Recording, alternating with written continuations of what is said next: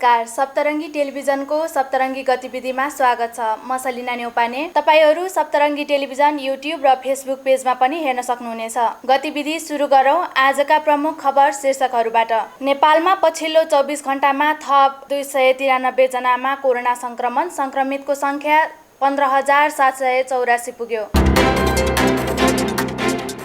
Deukhuri corona विशेष isolation सेन्टरबाट शनिबार पहिलो पटक 9 जना कोरोनाका बिरामी डिस्चार्ज। दाङको सक्राम स्थित माओवादी ब्यारेक खण्डहरू बन्दै, संरक्षण गर्न स्थानीयको माग। अब गतिविधि विस्तारमा।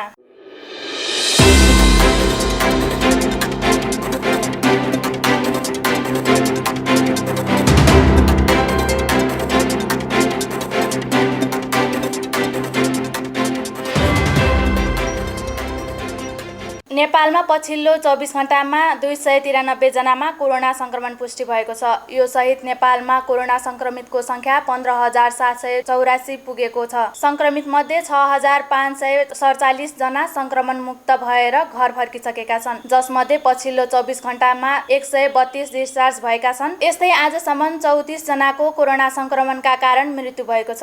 हाल देशका विभिन्न ठाउँमा रहेका क्वारेन्टाइनमा 31,573 जना बसिरहेका छन् भने आइसोलेसनमा 9,203 जना रहेका छन्। यता दाङमा भने कुनै पनि संक्रमित पुष्टि भएको छैन। दाङ देउखुरीको राप्ती गाउँपालिका वडा नम्बर 3 स्थित राप्ती प्राविधिक शिक्षालयमा स्थापना गरिएको देउखुरी कोरोना विशेष आइसोलेसन सेन्टरबाट शनिबार पहिलो पटक 9 जना कोरोनाका बिरामी डिस्चार्ज भएका छन्। यो समाचार सहकर्मी सन्तोष कुमार गुप्ताले पठाउनु भएको छ।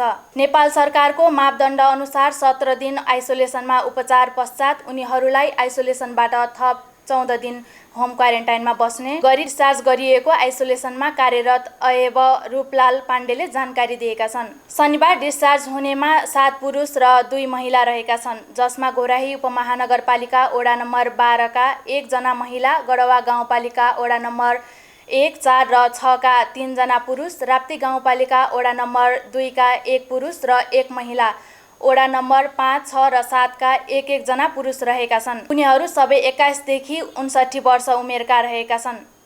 यो समाचार तयार पार्दासम्म आइसोलेसनमा रहेका कुल 77 जना बिरामी मध्ये यसअघि असार 17 गते 8 जना डिस्चार्ज भएसँगै अब 60 जना बिरामीको उपचार भइरहेको अयब पाण्डेले जानकारी दिएका छन्। विगत 24 घण्टामा हाम्रो 25 वटा प्रयोगशालामा 4,710 जनाको PCR विधिबाट नमुना परीक्षण भएका छन्। क्वारेन्टिनमा रहनुभएका व्यक्तिहरूको संख्या 31,573 रहेको छ। आइसोलेसनमा रहेका संक्रमित व्यक्तिहरूको संख्या 9,203 छ। कोभिड-19बाट संक्रमणमुक्त भई गत 24 घण्टामा डिस्चार्ज हुनुहुनेहरूमा जम्मा 132 हुनुहुन्छ। आजसम्म डिस्चार्ज हुनुहुने जम्मा 6,547 जना हुनुहुन्छ। गतिविधि बाँकी नै छ, हामीसँगै रहनुहोला।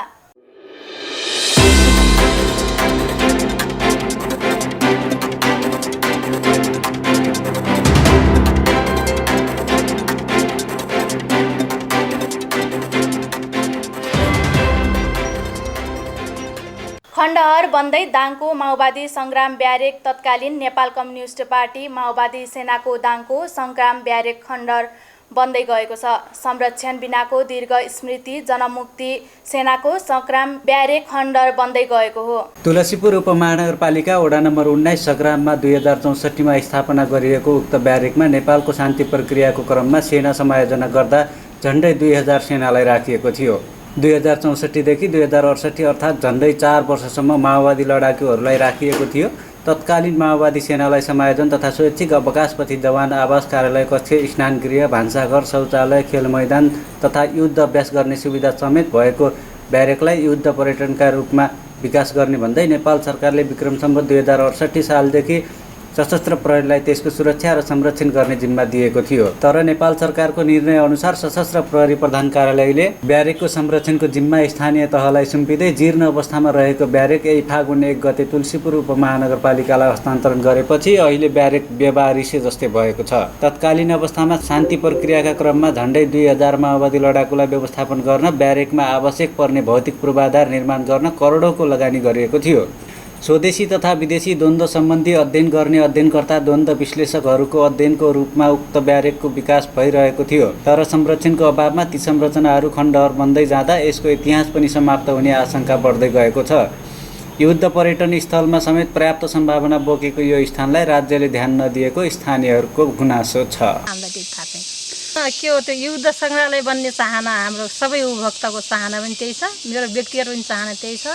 यस्तै तहस महस नहोस्, वातावरणीय असर दुर्दर्शन गर्ने चिज नआओस्। के गरिदिएपछि राम्रो हुन्थ्यो, तार जालीको व्यवस्था गरिदिएपछि अनि भत्किलाको भवनलाई अलिकति बनाइदिएपछि कसैलाई जिम्मा दिएपछि अझै राम्रो बन्थ्यो भन्ने हो। उहाँहरू हुने बेला त अब एकदमै राम्रै थियो भनौँ होइन, उहाँहरूले एकदम राम्रो हेर्नुहुन्थ्यो। अनि बिचमा सेनाहरू बस्ने बेला पनि ठिकै थियो, अलिक गाउँले लापरवाही थियो त्यतिखेर।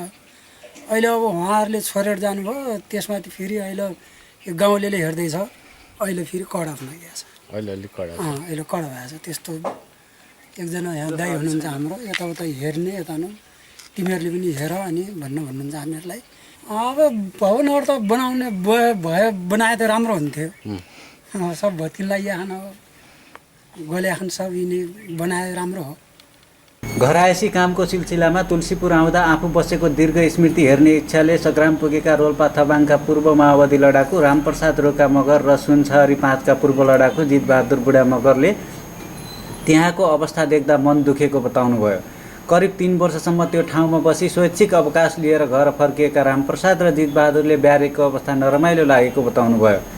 यहाँबाट छाड्दा एकदमै रमाइलो थियो, तर आज यो अवस्था देख्दा राज्यले यो संरचनाको संरक्षणमा ध्यान नदिएको दुवैजना पूर्व लडाकुको भनाइ छ। यो स्थानलाई युद्ध सङ्ग्रहालय बनाएर अब आउने नयाँ पुस्ताले समेत द्वन्द्वकालमा भएका कुराहरू थाहा पाउन सक्ने जितबहादुरले बताउनुभयो।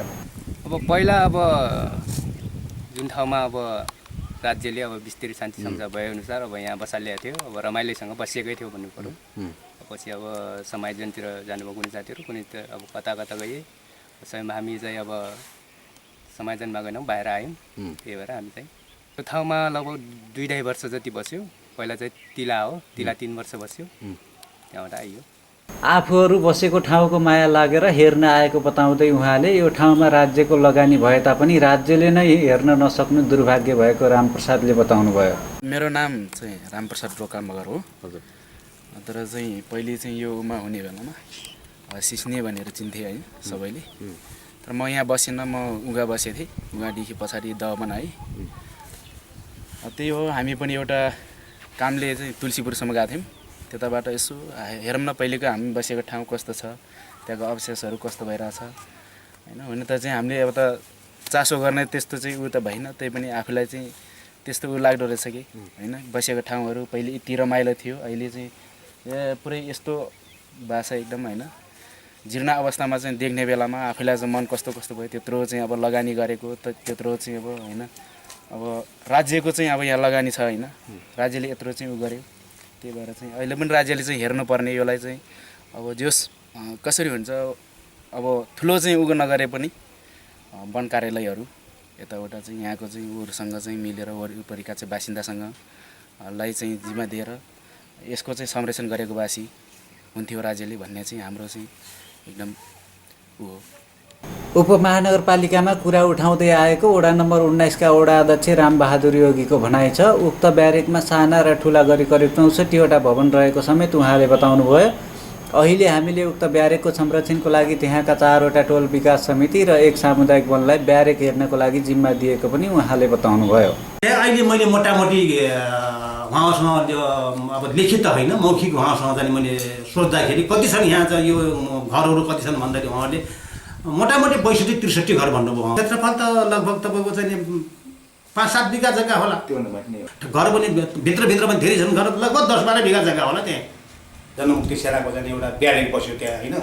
त्यहाँ चाहिँ लगभग तपाईँको चाहिँ ब्यारेक बसेर त्यहाँ ठुलो चाहिँ समाचारहरू बने जनमुक्ति सेनाहरू त्यहाँबाट अब पलायन भनौँ न अथवा अन्त कहीँ समायोजन भइसकेपछि त्यो चाहिँ नि एउटा हाम्रो सशस्त्र प्रहरीको एउटा क्याम्प 28-29 जनाको क्याम्प थियो त्यहाँ। उहाँहरूले नगरपालिकामा गएर उहाँहरूले यो चाहिँ त्यहाँको हस्तान्तरण नगरपालिका गर्नुभयो। नगरपालिकाले वडालाई ल यो यस्तो भयो, के गर्ने कसरी गर्ने भन्ने भयो। अनि अरू अन्य के बनाउने भने हामीले अझै सारसल्लाह हाम्रो नगरमा भइरहेको छ। नगरमा सायद त्यो मेरो साहबले पनि केही बोल्नु होला त्यो त्यहाँ त्यो समाचारलाई कसरी बचाउने त्यहाँ भविष्य त्यसको उज्यालो कसरी राख्ने कसरी गर्ने भन्ने कुरा हाम्रो चाहिँ नि सारसल्लाह पनि भइरहेको छ। यो कुरो चाहिँ हामी गर्छौँ। फेरि त्यो त्यहाँको चाहिँ मासलाई अब जनमासलाई त्यहाँको स्थानीय बाहिर सोद्धाखेरि हामी चाहिँ पिकनिक स्टोर पनि गाउँछौँ, किनभने त्यहाँ पानी पनि छ, समाचारमा सबै छ भन्ने उहाँहरूको पनि आवाज छ।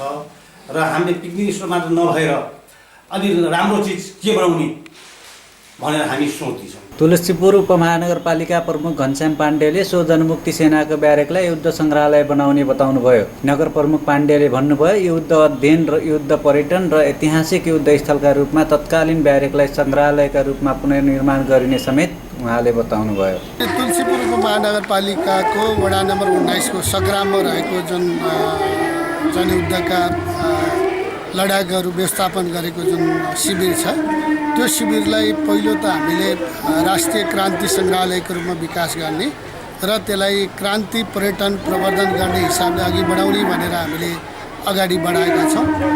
र यो यदि नेपाल सरकारबाट यो कुरा स्वीकृत भयो भने नेपालकै क्रान्ति सङ्ग्रहालयको रूपमा सग्राम ब्यारेकलाई अघि बढाउँछौँ। र त्यो सँगसँगै हाम्रो मूल आशय अथवा हाम्रो योजना के भने त्यो ब्यारेकलाई अथवा त्यो क्षेत्रलाई क्रान्ति र पर्यटकका रूपमा चाहिँ विकास गर्ने र अहिलेसम्म भएका नेपालका जति पनि क्रान्ति आन्दोलन सङ्घर्षहरूको एउटा चाहिँ स्मारकका रूपमा त्यसलाई विकास गर्ने र त्यो चाहिँ एउटा पर्यटकीय गन्तव्यका रूपमा विकास गर्ने भन्ने हामी सोच्छौँ।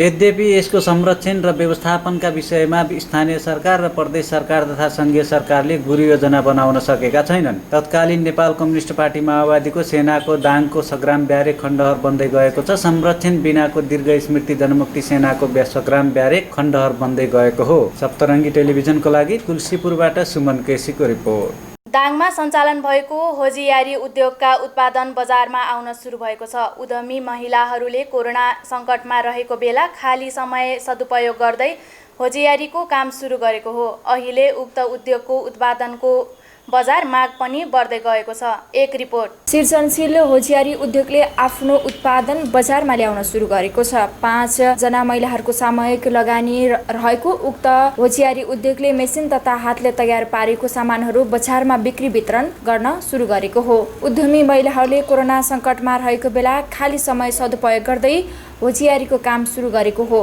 विदेश जाने नेपालीहरूले नेपालमा उत्पादन होजियारी सामानहरू लगेर जाने हुँदा यसको व्यवसायबाट राम्रो आम्दानी हुने उद्योग सञ्चालक रचना सुवेदीले बताउनुभयो। अरू काममा पनि व्यस्त हुने उहाँहरूले सिलाइ तथा बुनाइलाई पनि प्राथमिकताका साथ लगेको उहाँले बताउनुभयो। सञ्चालक सुवेदीले अरू कुनै व्यक्तिले यो सिलाइ बुनाइ सिक्न चाहेर हामी कहाँ आएमा आफूहरूले निःशुल्क सिकाउने पनि उहाँले बताउनुभयो। सृजनशील होजियारी उद्योग तथा प्रशिक्षण केन्द्र भनेर हामीले दर्ता गरेका छौँ। हामी 5 जना साथीहरू भएर त्यो संस्था त्यो उद्योग दर्ता गरेका छौँ। अहिले हामीले मिसिनको होजियारी र हातले बिन्ने होजियारीका सामानहरू उत्पादन गर्छौँ। हातको उत्पादनको बजार असाध्यै राम्रो छ। मैले पनि जो आउनुहुन्छ मसँग सिक्नलाई उहाँहरूलाई मैले फ्रीमा सिकाइदिन्छु। अनि उहाँहरूले बनाएका सामानहरू हामीलाई आवश्यकता पर्यो भने हामीले लिन्छौँ। 4 वर्ष अगाडि दर्ता गरेको उद्योगले अहिलेसम्म करिब 200-300 जनालाई फ्रीमा सिकाएको बताउँदै सञ्चालक सुवेदीले फोन र भिडियो कल मार्फत पनि सिकाउने गरेको बताउनुभयो। उहाँहरूलाई वडा कार्यालयले कुनै पनि प्रशिक्षण कार्यक्रममा बोलाए मार्फत प्रशिक्षण भत्ता दिने गरेको छ। तर मेसिन मार्फत सिक्न चाहने र उहाँहरूको रोजगारीको ग्यारेन्टी लिन चाहनेको लागि भने अबका दिनमा 5,000 फ्री लिने सोच बनाएको पनि सञ्चालकको भनाइ छ। कुनै सङ्घ संस्था तथा टोल विकास संस्थाले 10 जनाको समूह बनाएर प्रशिक्षकको रूपमा बोलाएमा गएर सिकाउने पनि उहाँले जानकारी दिनुभयो। यस्ता उद्यमी महिलाहरूको उद्योगलाई सरकारले पनि केही राहत प्याकेजहरू ल्याउन जरुरी छ। सप्तरङ्गी टेलिभिजनको लागि सलिना नेउपाने र भावना आचार्यको यो रिपोर्ट।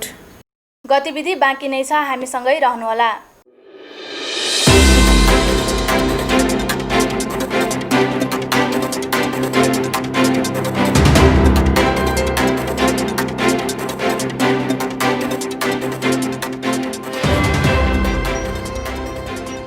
दाङमा रहेको राप्ती स्वास्थ्य विज्ञान प्रतिष्ठानले कोरोना परीक्षणका लागि पालिकाहरूसँग शुल्क मागेपछि कोरोना परीक्षण बन्द गरिएको भन्ने आरोप प्रतिष्ठानलाई लागेको छ। यद्यपि हिजोदेखि दाङमा कोरोना परीक्षण पूर्ण रूपमा बन्द गरिएको छ। यस अर्थमा पनि प्रतिष्ठानलाई लागेको आरोप सही सत्य हुने शङ्का गर्ने ठाउँ पनि देखिन्छ।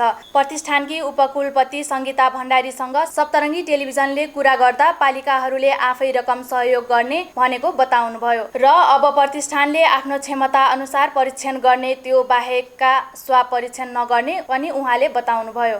त्योभन्दा हामी जति सक्छौँ त्यति लिने हो, नभएको अन्त पठाउ भन्नु पर्यो नि हामीले पनि।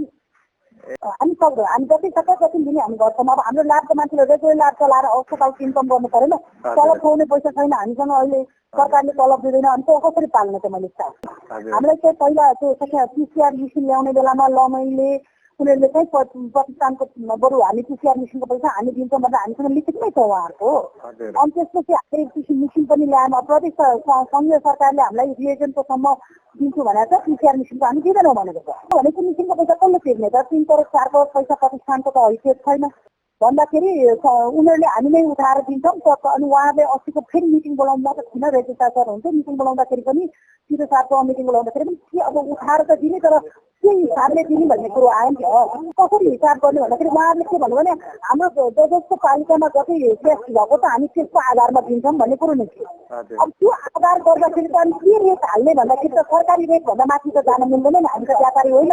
सरकारी रेटको आधारमा तपाईँहरूको टेस्ट यति भएको छ, त्यसमा यति पर्यो, अब त्यसमा तपाईँहरूको पिसिआर अनि हामीले पिसिआरहरूको सामानहरूको बिलहरू पनि पठाइदिएको छौँ। यो हाम्रो खर्च यति हो, तपाईँहरूको भागमा सबैको भागमा यति प्रतिष्ठानले यति यस बारेमा सप्तरङ्गी टेलिभिजनको दाङका स्थानीय निकाय र यस सम्बन्धी जानकार व्यक्तिहरूसँग वास्तवमा कुरा के हो भनेर सोधेका छौँ। हेरौँ उहाँहरू के भन्नुहुन्छ। यो स्वाब फिर्ता गरियो भन्ने विषयमा चाहिँ प्रतिष्ठानले स्वाब फिर्ता गर्नुभन्दा पनि सरकारले चाहिँ राप्ती विज्ञान प्रतिष्ठानलाई चाहिँ कोरोनाको हबको रूपमा विकास गर्ने भनेर चाहिँ प्रदेश सरकारको पहलमा सङ्घीय सरकारले त्यो खालको चाहिँ निर्णय गरिसकेपछि सङ्घीय सरकारले र प्रदेश सरकारले आफूले गर्नुपर्ने दायित्व आफूले पुरा गर्नुपर्ने, प्रतिष्ठानले चाहिँ आफूले गर्नुपर्ने काम गर्नुपर्ने हो। कहाँनिर मिलेको छैन होइन, नमिलेको कारण भन्न मिल्छ यसलाई चाहिँ। यो स्वाब फिर्ता गर्नु चाहिँ अन्तिम विकल्प होइन र सबै कुरा चाहिँ प्रतिष्ठानले गरिदिनुपर्छ, त्यो आफ्नै लगानीमा गरोस् है भन्ने कुरा चाहिँ सरकारको तर्फबाट चाहिँ सोच्नु र बुझ्नु पनि राम्रो कुरा होइन। त्यसकारण यहाँ कहीँनिर मिलेको छैन, त्यो कहाँ मिलेको छैन भन्ने कुरा चाहिँ कि चाहिँ स्वास्थ्य मन्त्रालयसँग चाहिँ बुझ्नु पर्ला, यहाँले कि प्रदेशको मुख्यमन्त्रीसँग बुझ्नु पर्ला, अनि कि चाहिँ भिसीसँग यो त्रिपक्षीय रूपमा चाहिँ बुझ्नुभयो भने यथार्थ कुरा आउला र यथार्थ कुरा जनतामाझ गयो भने सजिलो होला।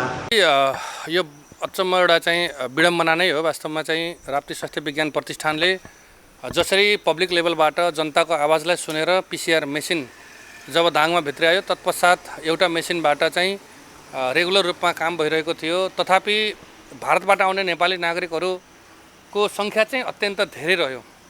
धेरै रहिसकेपछि मुख्यमन्त्रीज्यूको पनि अत्यन्त त्यसमा चासो रह्यो र मुख्यमन्त्रीज्यूले एउटा मेसिन थप गर्नुपर्छ भनेर प्रतिष्ठानको प्रमुखलाई भनिसकेपछि प्रतिष्ठानले अर्को मेसिन खरिद गर्यो र त्यसले पनि भ्याउन नसकिसकेपछि अर्को त्यसलाई फास्ट रूपमा चाहिँ अगाडि लैजानको लागि अर्को मेसिन पनि ल्याउने जुन काम भयो।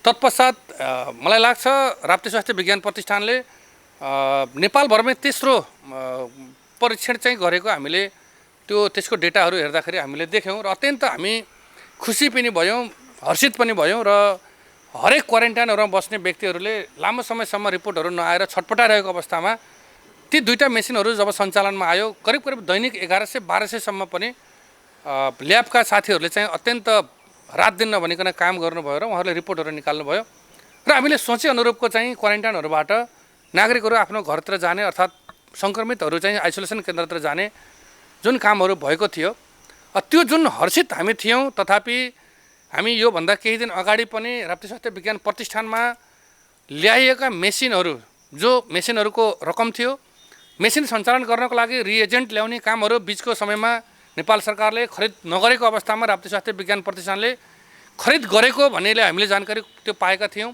र त्यसको रकम पनि थियो र ल्याबमा काम गर्ने कर्मचारीहरू हिजोका दिनहरूभन्दा चाप बढिसकेपछि स्वाभाविक रूपमा कर्मचारीको सङ्ख्या बढाउनु पर्ने हुन्छ। अस्पतालमा चाहिँ अहिले बिरामीको चाहिँ चाप घटेको छ। विभिन्न प्रतिष्ठानदेखि लिएर अस्पतालहरूमा नेपाल सरकारले तलब भुक्तानीहरू दिएको छ। तथापि दाङमा हेर्दाखेरि हामी केही दिन अगाडि सचिवसँग पनि कुरा भएको थियो, मन्त्रीसँग पनि कुरा भएको थियो, तथापि उहाँहरूले चाहिँ तलब हाल्छौँ, तलब चाहिँ अलिकति धेरै भयो पदाधिकारीहरूको भन्नुभएको थियो। पदाधिकारीको तलब धेरै भएको छ भने यो बेला मात्र धेरै भएको होइन होला, योभन्दा पहिले नै पनि तलबहरू खाइरहनु भएको छ। अब के कति छ त्यो प्राविधिक कुरा तपाईँहरूले मिलाउनुहोस्। तर जुन राप्ती स्वास्थ्य विज्ञान प्रतिष्ठानमा कार्यरत कर्मचारीहरू हुनुहुन्छ उहाँहरूलाई चाहिँ हौसला प्रदान गर्नुपर्ने हुन्छ यो बेलामा। त्यसकारण चाहिँ रोकिएको तलब चाहिँ तपाईँहरूले पठाउनुपर्छ र पिसिआर मेसिन र रिएजेन्टको पैसा चाहिँ तपाईँहरूले भुक्तानी गर्नुपर्छ भनेर हामी आएका थियौँ। तथापि केही दिन अगाडि, 2-3 दिन अगाडि मलाई लाग्छ त्यो मैले बुझाइ गलत पनि हुनसक्छ, तर मन्त्रालयले कर्मचारीको तलब अहिले हालको अवस्थामा दिन नसकिने र अहिले जुन पिसिआर मेसिन छ त्यो पिसिआर मेसिन चाहिँ कसको आधारमा तपाईँले खरिद गर्नुभयो, बजेट सुनिश्चितता तपाईँलाई कसले दियो, त्यसपछि चाहिँ यो बजेट सुनिश्चितता नहुँदै तपाईँले मेसिन किन खरिद गर्नुभयो भनेर प्रश्न चाहिँ उठाएको कुराहरू हामीले पायौँ। त्यो अत्यन्त दुर्भाग्यको कुरा हो। हिजो मुख्यमन्त्रीज्यूले भन्नुभएको छ कि जनताहरूले माग गरेका छन् त्यही अनुरूप प्रतिष्ठानले चाहिँ मेसिन खरिद गरेको छ।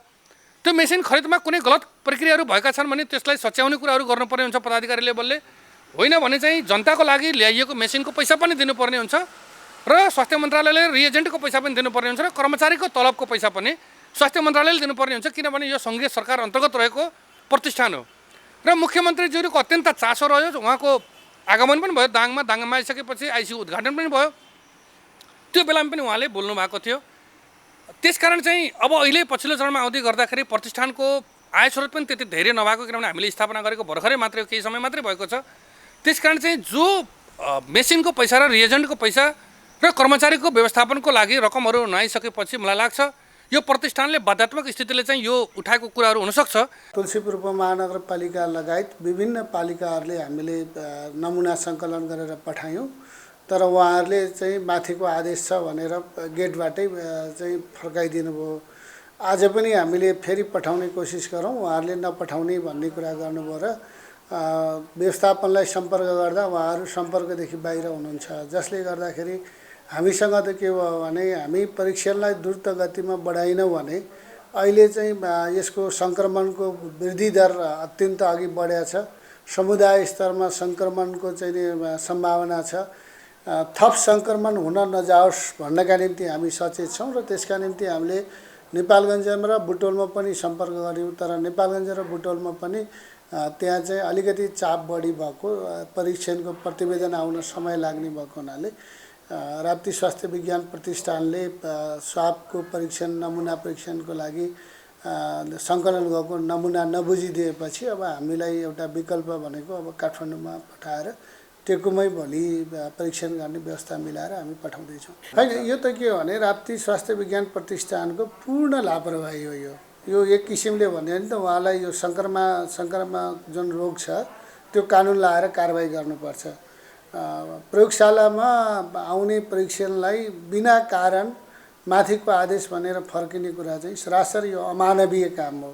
राप्ती स्वास्थ्य विज्ञान प्रतिष्ठान जस्तो प्रतिष्ठित संस्थाले यो गर्न हुँदैन थियो र उहाँहरूले का केही समस्याहरू छन् भने त्यो सङ्घ सरकार र प्रदेश सरकारले सम्बोधन गर्नुपर्छ। उहाँहरूले दाङका स्थानीय तहलाई केही समय पहिले रकम उपलब्ध गराइदिन भनेर पैसा मागेर पठाउनु भएको थियो। हामीले सङ्घ र प्रदेश सरकारसँग समन्वय गऱ्यौँ। हामीले पैसा पठाउनलाई हामीलाई ठुलो समस्या होइन, तर पैसा पठाउनको चाहिँ पछाडिको कारण के हो भन्ने कुरा स्पष्ट हुनु पर्यो। त्यसको प्रयोग र सदुपयोग कसरी हुन्छ भन्ने कुरामा हामी स्पष्ट हुनु पर्यो। सङ्घीय सरकार र प्रदेश सरकारले करोड सवा करोडभन्दा बढी पैसा प्रदेशले के र सङ्घ सरकारले राप्ती स्वास्थ्य विज्ञान प्रतिष्ठानलाई अनुदान उपलब्ध गराएको छ, तर त्यो सहयोग गर्नका निम्ति एउटा कुनै संयन्त्रमा छलफल गरेर निर्णय गरौँ भन्ने हाम्रो प्रस्ताव थियो। त्यो भनेको यो सिसिएमसी भन्छ, जिल्ला स्तरको कोभिड क्राइसिस म्यानेजमेन्ट कमिटी हुन्छ। त्यो कमिटीमा छलफल गरेर हामी चाहिँ दिन तयार छौँ। तर एकाएक चाहिँ नि के भन्दाखेरि परीक्षण नै बन्द गरिदिनु भनेको यो चाहिँ गैर जिम्मेवारीपूर्ण र चाहिँ नि यो चाहिँ एक किसिमले भन्यो भने यो स्वास्थ्य क्षेत्रको एउटा अपराध नै हो भन्न सकिन्छ यो घटनालाई। राप्ती स्वास्थ्य विज्ञान प्रतिष्ठानले धेरै काम गरेको र एउटा पिसिआर टेस्ट गर्ने कुरामा धेरै सहयोग पुगेको हामीले महसुस गरेका छौँ। नेपाल सरकारले प्रदेश सरकारले स्थापना गरेका मेसिनदेखि लिएर यसलाई चाहिने के अरे केमिकलहरू भिटिएमहरू सबै कुराहरू सरकारको तर्फबाट दिइएको छ र यो निःशुल्क जाँच भइरहेको छ भन्ने हाम्रो सबैको बुझाइ हो र त्यसै अनुसार हामी पनि स्वाब सङ्कलन गरेर राप्ती स्वास्थ्य विज्ञान प्रतिष्ठानमा परीक्षणको लागि पठायौँ र इन्डियाबाट अथवा विदेशबाट आएका धेरै नागरिकहरूको हामीले स्वास्थ्य जाँच चाहिँ गराएका छौँ। यो जाँच गराउनुभन्दा पहिले हामीलाई स्वास्थ्य विज्ञान प्रतिष्ठानले कुनै खालको शर्त राखेको छैन र यो जाँचे बापत हामीले लाग्ने रेट यति हो, यसो गरेपछि तपाईँहरूलाई प्रत्येक नागरिकको यति पैसा लाग्छ भन्ने कुनै शर्त सम्झौता निर्णय केही पनि हाम्रो चाहिँ छैन। हामीले बुझेको यो निःशुल्क नै हामीले जाँच गर्ने हो र यो सरकारले व्यवस्थापन गर्ने हो, चाहे त्यो स्थानीय सरकार होस् चाहे त्यो प्रदेश चाहे सङ्घ। तर अहिलेसम्म स्थानीय सरकारलाई सङ्घ सरकार र प्रदेश सरकारले कुनै खालको निर्देशन हामीहरूलाई यो स्वाब जाँच गर्नको लागि खर्च गर्न भन्ने कुनै खालको परिपत्र पनि छैन। पछि आइसकेपछि जुन खालको परिपत्र भयो कि राप्ती स्वास्थ्य विज्ञान प्रतिष्ठानले प्रति व्यक्ति 5,500 को दरले जाँच भएको सङ्ख्या काउन्ट गरेर जुन हिसाब किताब माग्ने काम भयो, यो चाहिँ वास्तवमा म आफैलाई आश्चर्य लाग्यो। यो जाँच हुनुभन्दा पहिले यति जरुरी थियो भने अथवा सरकारले यो पैसा लाग्छै सरकारलाई चाहिँ के अरे तिर्नुपर्ने छ अथवा स्थानीय तहले तिर्नुपर्ने छ भनेको भए हामीले स्वास्थ्य विज्ञान प्रतिष्ठानमा जचाउँथ्यौँ या बाहिरै काठमाडौँ अथवा भैरवा अथवा नेपालगञ्ज कहीँ नै जचाउँदा हौँ। तर पैसाको कुरै नै नभइकन देशभरि जसरी सहज ढङ्गले जाँच भयो त्यसै ढङ्गले नै राप्ती स्वास्थ्य विज्ञान प्रतिष्ठानमा पनि जाँच भइरहेको हो भन्ने हाम्रो सबैको बुझाइ हो र सत्य यथार्थ पनि यही हो भन्ने नै हो। त्यसो भएर अहिले पछि शोधभर्ना भन्ने कुरा चाहिँ हामीहरूले त्यो कुरा कुनै पनि उहाँहरूले आफ्नो यो जाँचको लागि चाहिने मेसिन उहाँहरूले चाहिने केमिकल यस्तो लिँदाखेरि स्थानीय तहसँग छलफल गरेर सरकारले दिन सकेन, यति पुगेन, यति बाँकी रह्यो, यसको लागि के गरौँ भन्ने विषय पनि उहाँहरूले राख्नु भएको छैन। त्यस कारणले गर्दाखेरि हामीहरूले पैसा दिनपर्ने शोधभर्ना गर्नुपर्ने कुनै कारण छैन र सरकारले स्थापना गरेको र सरकारी अस्पताल हो यो जेसुकै भए पनि म्यानेजमेन्ट गर्नका लागि एउटा निश्चित पदाधिकारीहरूको जिम्मेवारी होला, संस्थाको जिम्मेवारी होला, तर पनि सरकारकै नियन्त्रण र निर्देशन र त्यो लगानीमै भइरहेको कारणले गर्दाखेरि त्यो व्यवस्था चाहिँ छ भन्ने हो। त्यसो भएको हुनाले यो जुन दाङमा मेसिन हुने तर जनताका स्वाब चाहिँ जाँच गर्नका लागि गएको बेला पैसाकै कारणले फिर्ता गर्ने राम्रो कुरा होइन। बरु के हो भन्दा आफ्नो संस्थाको पैसा खर्च भएको छ भने सङ्घ सरकारसँग उहाँको प्रत्यक्ष सरकार राख्ने एउटा अथवा सङ्घले हेर्ने एउटा संस्था छ र सङ्घको अधिकार क्षेत्रभित्र पर्ने त्यो स्वास्थ्य विज्ञान प्रतिष्ठान छ। सङ्घ सरकारसँग माग गर्न सकिन्छ, प्रदेश सरकारसँग माग गर्न सकिन्छ र उहाँहरूले आफूले लागेको खर्च व्यवस्थापनको लागि सम्बन्धित निकायमा सम्बन्धित मन्त्रालयमा त्यो व्यवस्थापनका लागि माग गर्नुभयो होला भन्ने हामीलाई लाग्छ। यस्तो निर्णय भएको छ भन्ने खालको निर्णयको जानकारी पनि आएको छैन। हस् त, सप्तरङ्गी गतिविधिबाट म सलिना नेपाने बिदा चाहन्छु। हेर्दै गर्नुहोला सप्तरङ्गी एचडी टेलिभिजन। नमस्कार।